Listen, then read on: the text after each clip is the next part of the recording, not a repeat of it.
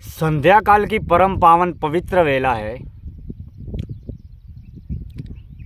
और शाम के वक्त का सूर्यास्त हो रहा है। दिन का समापन हो रहा है और रात का उदय हो रहा है, यानी कि रात और दिन की संधि,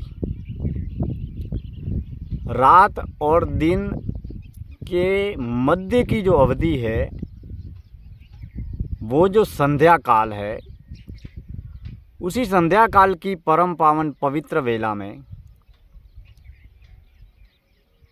खेत की मेड़ पर बैठकर मैं आपसे कुछ चर्चाएं, कुछ बातें और आत्मचिंतन की इस यात्रा को आगे बढ़ा रहा हूँ। खेत की मेड़ पर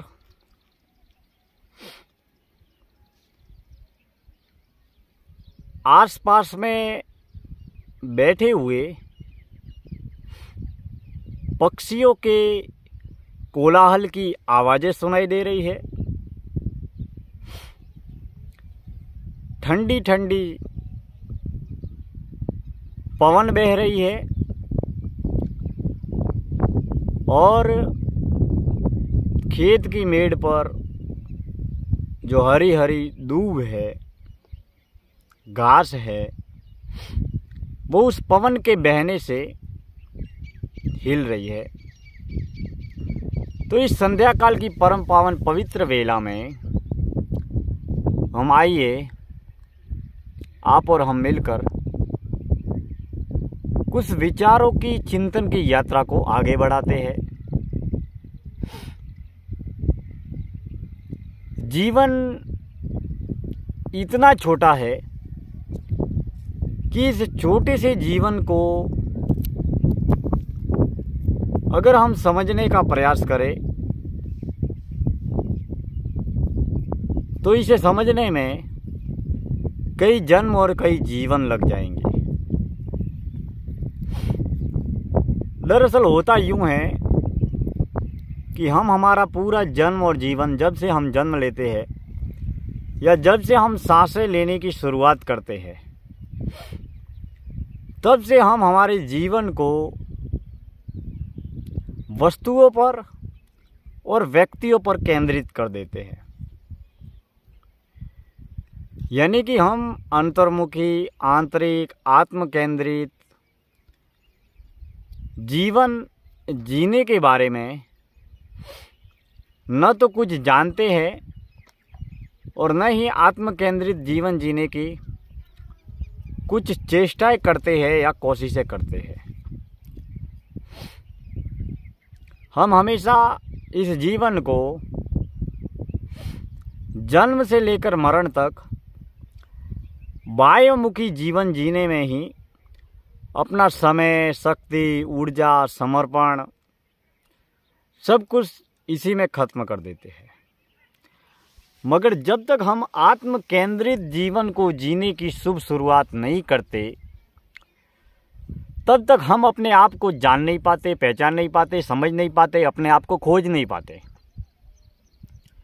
यानी कि हम संसार को भले ही कितना ही समझ ले, कितना ही जान ले, संसार के व्यक्तियों को भले ही कितना ही समझ ले, हम धन, साधन, वस्तु, पदार्थ, इन तमाम वस्तुओं की भीड़ को न जाने कितना ही क्यों न इकट्ठा कर ले,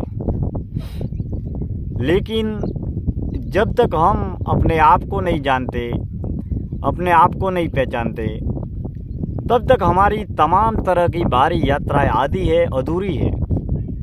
और जो यात्रा है उसका कोई मूल्य भी नहीं है, क्योंकि ये तमाम तरह की यात्राएं हमारा जब तक जन्म है, जीवन है, तब तक ही हमारे साथ में रहेगी और उसके बाद में इन तमाम यात्राओं का जो सिलसिला है वो हमेशा हमेशा के लिए खत्म हो जाएगा। खत्म इसके लिए हो जाएगा क्योंकि हम इस जीवन से, इस धरती से हमेशा हमेशा के लिए खत्म हो जाएंगे। यानी कि हमारा जन्म और जीवन पृथ्वी, जल, वायु, अग्नि, आकाश, इन 5 तत्वों से जो हमारा शरीर बना है, और ये जो संसार जो है ये भी 5 तत्वों से बना है। तो 5 तत्वों का जो पुतला जो है, जो 5 विकारों को भोग कर वापस 5 तत्वों में मिल जाता है। यानी कि जब तक इस शरीर में देह है, आत्मा है, चेतना शक्ति है, प्राण ऊर्जा है, तब तक हम बोल रहे हैं, दौड़ रहे हैं, भाग रहे हैं, जाग रहे हैं, तमाम तरह की सांसारिक क्रियाएं, प्रतिक्रियाएं कर रहे हैं। लेकिन अगर हम बाह्यमुखी जीवन जीने के साथ साथ में हम अगर अपनी आत्मा के आत्मकल्याण के लिए अंतर्मुखी, आंतरिक, आत्म केंद्रित जीवन को जीने की अगर शुभ शुरुआत करें, तो हम हमारे शरीर के बारे में, हमारे मन के बारे में, हमारी बुद्धि के बारे में, हम हमारे विचारों के बारे में, आत्मा के बारे में, मन के बारे में, बुद्धि के बारे में हम बहुत कुछ जानने लगते हैं, समझने लगते हैं कि मानव जीवन क्या है, किसके लिए है, हम कहाँ से आए हैं इसकी कोई खबर नहीं, हमें मौत के बाद कहाँ पर जाना है इसकी भी कोई खबर नहीं। हमें जो जीवन मिला है उसे हम बस केवल जी रहे हैं, और वो भी जीवन हम पशु तल पर जी रहे हैं। जिस तरीके से पशु, पक्षी, जीव जंतु, जानवर भोजन करते हैं उसी तरीके से हम भोजन करते हैं। जीवन यापन के लिए घोंसले बनाते हैं, घर बनाते हैं, तो उसी तरीके से हम घर बनाते हैं। दरअसल हमारा जन्म और जीवन बेहद छोटा सा है। पलक झपकते ही हमारा जन्म और जीवन हमेशा हमेशा के लिए खत्म हो जाएगा और ख़त्म हो जाता है, मगर हम इस जीवन को समझ नहीं पाते, और इसी नासमझी में, इसी पागलपन में, इसी मूर्खता में हम हमारा अनमोल जन्म और जीवन खत्म कर देते हैं। हम हमारा जीवन केवल पशु तल पर जीते हैं। और रही बात इस घर में, परिवार में, व्यापार में, समाज में, रिश्तेदारों में, मित्रों में, गांव में, सारे लोग आपको सांसारिक उपलब्धियों को प्राप्त करने के लिए आपको प्रेरित भी करेंगे, उत्साहित भी करेंगे, जागरूक भी करेंगे, और फिर आप इस तमाम तरह की नाम की, धन की, पद प्रलोभन की सांसारिक उपलब्धियों को सफलता मान लेते हैं, और इसी सफलता के पीछे आप अपना अनमोल जन्म और जीवन खत्म कर देते हैं। अगर हम ये चिंतन करें कि हमारे मानव जन्म और मानव जीवन का लक्ष्य क्या है, तो आप कहेंगे कि धन कमाना। फिर कहेंगे कि धन क्यों कमाना है, तो कहेंगे कि खाना खाना है, भोजन के लिए, 2 वक्त की दाल रोटी के लिए, बच्चे बड़े करने के लिए। तो ये सारे कार्य तो पशु, पक्षी, जीव जंतु, जानवर भी करते हैं। अब जो कार्य पशु, पक्षी, जीव जंतु, जानवर कर रहे हैं वही कार्य इंसान भी कर रहा है। फर्क केवल इतना है कि वो 4 पैरों से चलते हैं और इंसान 2 पैरों से चलता है। फिर पशु, पक्षी, जीव जंतु, जानवर और इंसान में फ़र्क क्या रहा? जबकि पशु, पक्षी, जीव जंतु, जानवरों को तो बुद्धि नहीं मिली है, विनय नहीं मिला है, विवेक नहीं मिला है, वो इस तल पर सोच भी नहीं सकते कि अच्छा क्या है, बुरा क्या है, भला क्या है, हमारा जन्म क्यों हुआ है, किसके लिए हम इस धरती पर आए हैं, सेवा क्या है, परहित क्या है, परोपकार क्या है, आत्मकल्याण क्या है, मोक्ष क्या है, आत्म जागरण क्या है, इत्यादि तमाम विषयों के बारे में पशु, पक्षी, जीव जंतु, जानवर नहीं सोच सकते। लेकिन जो हम इंसान जो है वो इस बात को भली भांति सोच सकते हैं, समझ सकते हैं, और सोचना समझना ही नहीं, इस विषय में आत्म जागरण, आत्म कल्याण की यात्रा में आगे बढ़ने के लिए हम कोशिश भी कर सकते हैं, प्रयास भी कर सकते हैं। मगर सत्य ये है कि हम इस विषय में किसी भी प्रकार का कोई भी प्रयास नहीं करते। प्रयास इसलिए नहीं करते कि हमारे अंदर धन, साधन, वस्तु, पदार्थ इत्यादि को प्राप्त करने के लिए, हासिल करने के लिए हम बेहद जागरूक होते हैं, होश में होते हैं।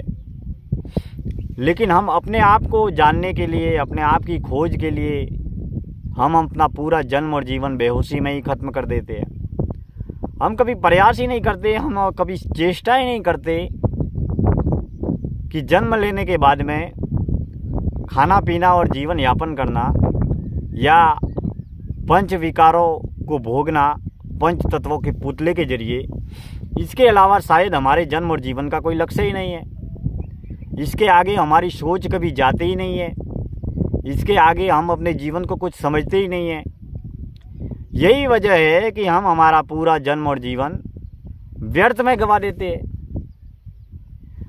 अब व्यर्थ में गंवाने का औचित्य ये नहीं कि हम घर परिवार छोड़कर, कर्तव्य को छोड़कर या कर्तव्य को दरकिनार करके या हम अपने लक्ष्य को छोड़कर हम हिमालय में चले जाए या हम साधु सन्यासी बन जाए। क्योंकि परिवर्तन हमारे अंदर होता है, हमारे विचारों में होता है। हम बाहरी रूप से अपने आप को भले ही कितना ही बदलने के लिए बाध्य कर दे, तो वो भाव तल पर परिवर्तन जब तक नहीं होगा तब तक हमारे जीवन में कोई भी परिवर्तन घटित नहीं होगा। क्योंकि जहाँ हम कुछ भी बनने के लिए, होने के लिए प्रयत्न करते हैं, वहाँ हमारे होने या बनने की मूल, वास्तविक या स्वाभाविक जो अवस्था है वो खत्म हो जाती है। क्योंकि हम दिखावे के लिए, नकलीपन के लिए, अहंकार के पोषण के लिए नकलीपन का या झूठ का सहारा लेते हैं। और जहाँ पर झूठ का सहारा लेते हैं वहाँ पर हमारा असलीपन, वास्तविक, यथार्थ जो दृष्टिकोण है वो खत्म हो जाता है। क्योंकि हम अन्य लोगों को, संसार को कुछ बनने की, कुछ होने की, कुछ पाने की चेष्टाएं करते हैं और हम हमारा जन्म और जीवन केवल और केवल बुद्धि तल पर या मन के तल पर जीते हैं। हम भाव के तल पर हम हमारा जन्म और जीवन कभी जीते ही नहीं हैं। और बुद्धि तल पर और भाव तल पर जो भी जन्म और जीवन को जीते हैं, क्योंकि मन हमेशा बेलगाम का घोड़ा है, वो हमेशा बुरे कार्यों की ओर, बुरे सोच की ओर, बुरे विचारों की ओर, मन को जो कार्य अच्छे लगते हैं वो मन हमेशा उन्हीं कार्यों को करने के लिए हमें बार बार प्रेरित करता है। क्योंकि मन एक नटखट बंदर है और बंदर का काम है केवल दौड़ना, भागना, चीखना, चिल्लाना। और बुद्धि के तल पर जब आप सोचते हैं तो हमेशा अपने नफ़े और नुकसान के बारे में सोचते हैं। हर कार्य करने से पहले आप ये सोचते हैं कि मुझे क्या मिलेगा, मेरा फ़ायदा क्या होगा। आप सेवा, परहित, परोपकार, दान पुण्य के काम जब भी करते हैं, व्यापार करना तो दूर की बात है, जब सेवा, परहित, परोपकार और जन कल्याण का काम करते हैं वहाँ भी आप ये सोचते हैं कि मुझे क्या मिलेगा।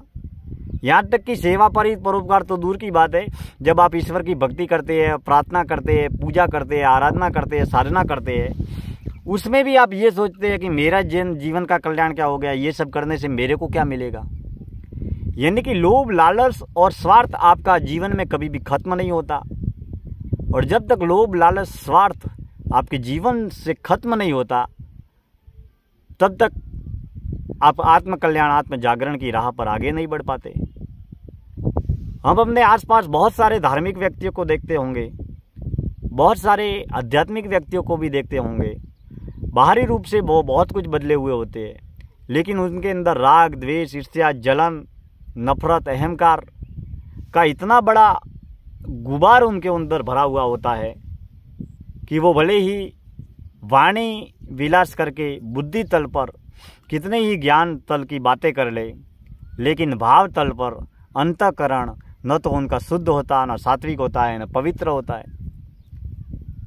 यही वजह है कि ईश्वर और भगवान भाव की यात्रा है, भक्ति की यात्रा है, मन के विचारों की शुद्धता की यात्रा है, सात्विकता की यात्रा है, पवित्रता की यात्रा है, जहाँ पर आपके विचारों को भी शुद्ध और सात्विक रखना है और कर्म को भी शुद्ध और सात्विक रखना है, सोच को भी शुद्ध और सात्विक रखना है, वाणी को भी शुद्ध और सात्विक रखना है, ऐसी स्थिति में जब आप मन और बुद्धि के तल पर सोचने और समझने लगते हैं, तब हमेशा आप अपने नफ़े और नुकसान के बारे में सोचते हैं।